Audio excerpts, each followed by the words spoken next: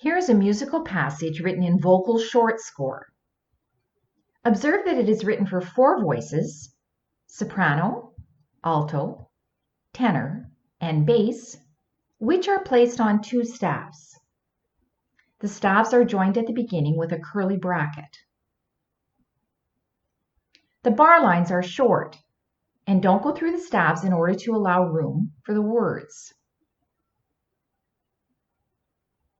The soprano and alto notes are written on the treble staff, with the soprano stems going up and the alto stems going down.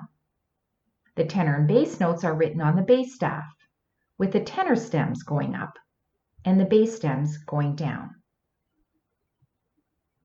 The dynamic sign, written once between the staffs, applies to all 4 voices.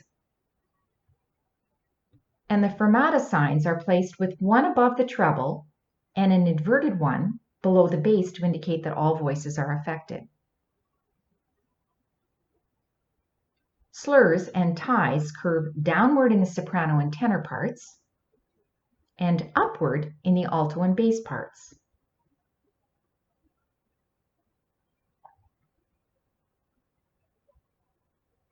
Now here's the same passage rewritten in modern vocal score. Observe here that each voice has its own labeled staff. The staffs are joined at the beginning with a straight bracket.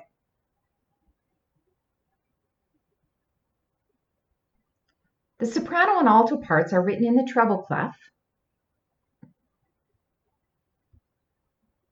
and the tenor part is also written in the treble clef, but an octave higher than it sounds, and a small 8 is added below the clef to indicate this. The bass part is written in the bass clef.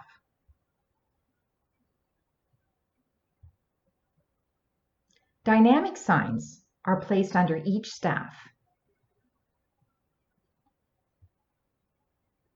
and the fermata signs are written above each affected note. The tempo marking, however, is written only once at the top.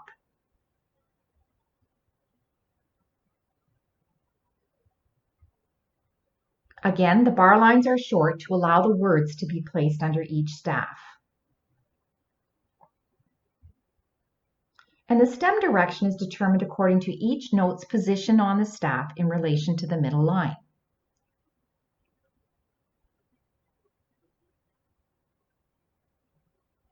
This passage is written in instrumental short score.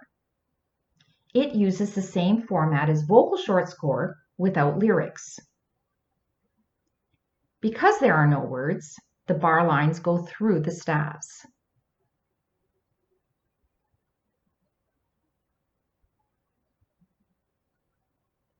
Here, the previous passage is written in another type of open score called string quartet score. It's written for 4 instruments rather than 4 voices. The parts are first and second violin, viola, and cello, and the staves are labeled with the instrument parts. The first and second violin parts are written in the treble clef. The viola part is written in the alto clef, and the cello part is written in the bass clef.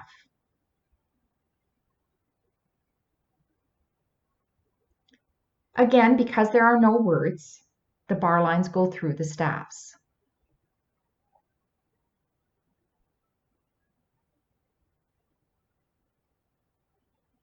Here's some rules to remember when writing short score.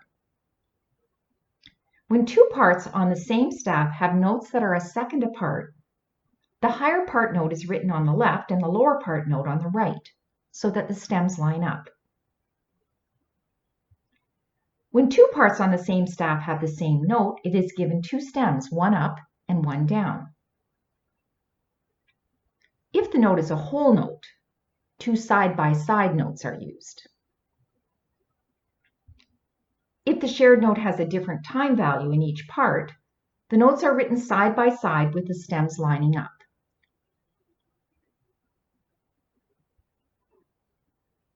The dot for a space note goes in the same space as the note. The dot for a line note in the soprano or tenor part goes in the space above it.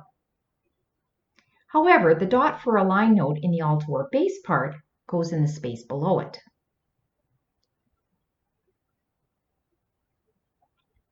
When two parts on the same staff have the same rest, one rest may be used. When a rest is not shared with the other part, the rest may be written higher or lower to line up with its part.